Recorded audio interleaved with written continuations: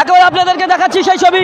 নওশাদ সিদ্দিকী এই মুহূর্তে নগর দায়রা আদালত থেকে বেরিয়েছেন এবং এখান থেকে বেরিয়ে তিনি কিন্তু আবার ধর্ণা মঞ্চের দিকে এগোচ্ছেন, সেই ছবি আপনাদেরকে দেখাবো এবং আমরা কথা বলার চেষ্টা করবো নওশাদ সিদ্দিকীর সঙ্গে।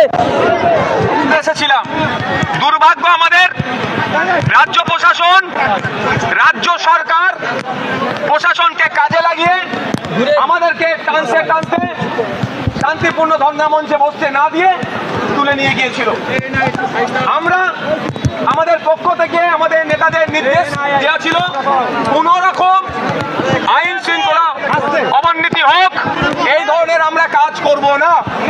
বলেন আমাদের কর্মী সমর্থকরা চলে গেলেও আমাদেরকে গ্রেফতার করেছিল। আমরা বিচার ব্যবস্থার প্রতি ভরসা রেখেছিলাম।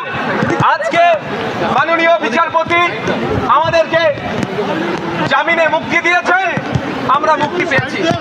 আমরা এটাই বলতে চাই যে আমাদেরকে এই প্রশাসনকে কাজে লাগিয়ে আমরা যে আন্দোলন করছি, একদিকে ওয়াকফ বাঁচানোর আন্দোলন, সাথে সাথে ফেক এসটি/এসসি সার্টিফিকেট বাতিলের আন্দোলন।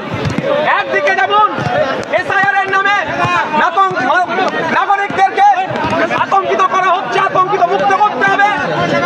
এই ডি ভোটারের নামে মানুষকে যে ভয় দেখানো হচ্ছে, সেই ভয়টাকে দূরীভূত করার জন্য আমাদের যেমন ধর্ণামন ছিল, সাথে সাথে ওবিসি নিয়ে যে ধরনের পিছড়ে বর্গের হিন্দু মুসলমান সমাজের মধ্যে জলগালা হচ্ছে, তারা আজকের উচ্চশিক্ষায় ভর্তি হতে পারছে না, জয়েন্ট পাস করার পরেও কলেজে যেতে পারছে না, মেডিকেল কলেজে ঠিকঠাক অ্যাডমিশন হচ্ছে না, এই যে দুরবস্থা হচ্ছে চাকরির ক্ষেত্রে।